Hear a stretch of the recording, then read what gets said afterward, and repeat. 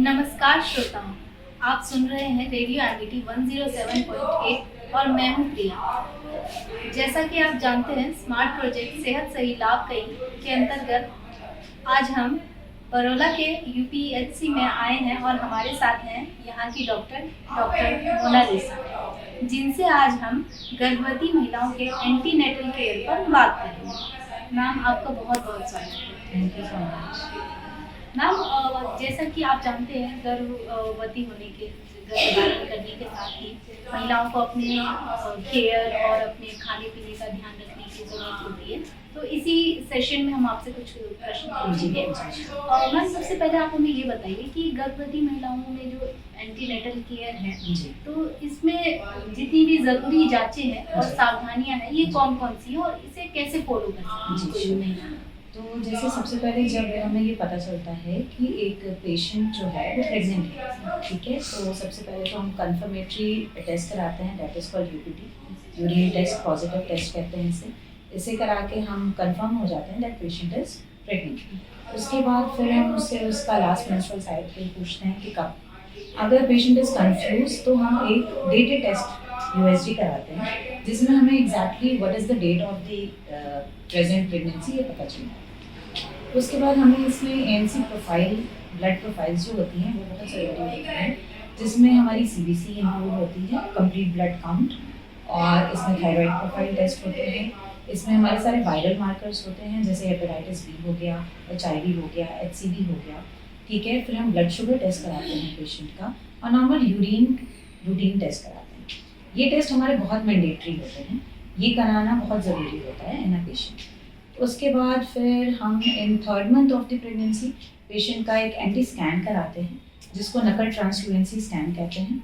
इस स्कैन में, ये स्कैन इसलिए बहुत इंपॉर्टेंट होता है बिकॉज इस स्कैन में ये ज़रूरी होता है कि to know the nasal bone की जो हमारी लेंथ होती है, ये हम पता करते हैं। इस टेस्ट से हमें ये पता चलता है कि बच्चा कहीं ड्वार्फ तो नहीं है, बच्चा को कोई डाउन सिंड्रोम तो नहीं है, इसलिए ये टेस्ट हमारे लिए बहुत इंपॉर्टेंट है। सेकेंड इम्पॉर्टेंट टेस्ट जो हमारा स्कैन में होता है दैट इज़ एनोमली स्कैन, जो हमारे 5.5 महीने की प्रेगनेंसी में होता है। जैसे अगर हम वीक के अकॉर्डिंग देखें तो ये हमारा 19 वीक से 22 वीक्स के बीच में बना हुआ है। इस स्कैन में बेसिकली हम देखते हैं कि बच्चे में कोई एबनॉर्मलिटी तो नहीं है, कोई एबनॉर्मल डिफेक्ट तो नहीं है, जो हम फिजिकली देख पा रहे हैं ना स्कैन।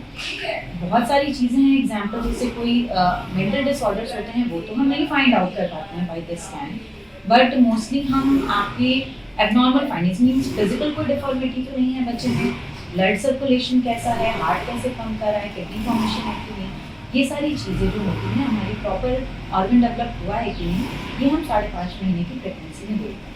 ये 2 टेस्ट तो हमारे बहुत इंपॉर्टेंट होते हैं, जो सबको कराने चाहिए। इस 5.5 महीने वाले स्कैन के साथ साथ हम पेशेंट का ग्लूकोज टॉलरेंस टेस्ट कराते हैं।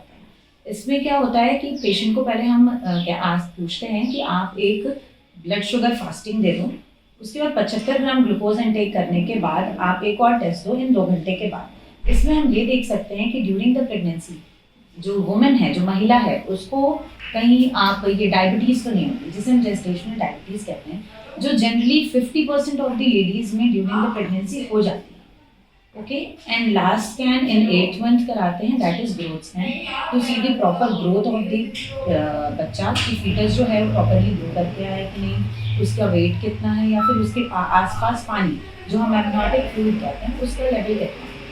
ये हमारे बेसिक टेस्ट होते हैं जो हमारे इम्पॉर्टेंट है कराने। रेस्ट अगर कोई इमरजेंसी या कुछ है तो उसके अकॉर्डिंग हम टेस्ट कराते हैं।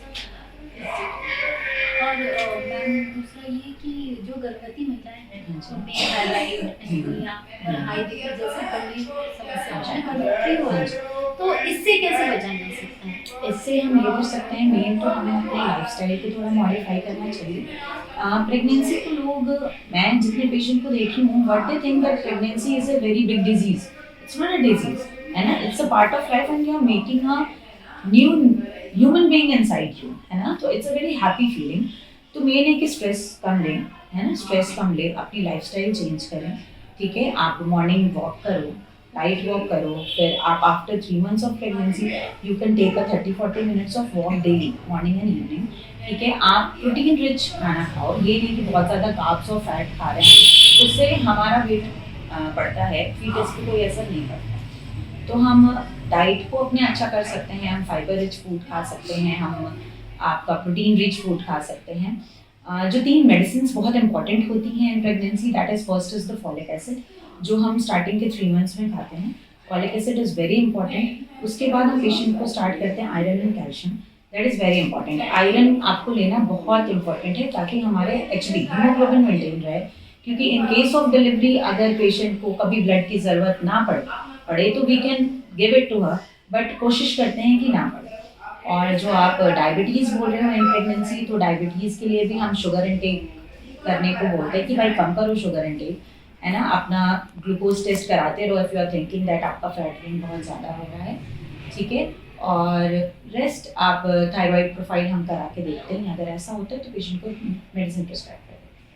और मैम जो डिलीवरी के समय कॉम्प्लिकेशंस आते हैं तो आप उन्हें कैसे हाई सेंटर पे रेफर करते हैं, मतलब आपको कैसे पता चलता है कि अब इन्हें रेफर करना है? ठीक है, ये डिपेंड करता है कि हमारे 3rd ट्राइमेस्टर में व्हेन पेशेंट हमारे पास 8वें महीने पर आता है, अगर उसका HB लेस देन 7 होता है, तो our centre is a small centre, we don't have much type of facilities, तो हम उसको अपने डिस्ट्रिक्ट हॉस्पिटल में, दैट इज़ इन सेक्टर 39, हम वहाँ रेफ़र कर देते हैं कि बिकॉज़ वहाँ पे ब्लड देने की फैसिलिटीज़ हैं, डोनेट करने की फैसिलिटीज़ हैं।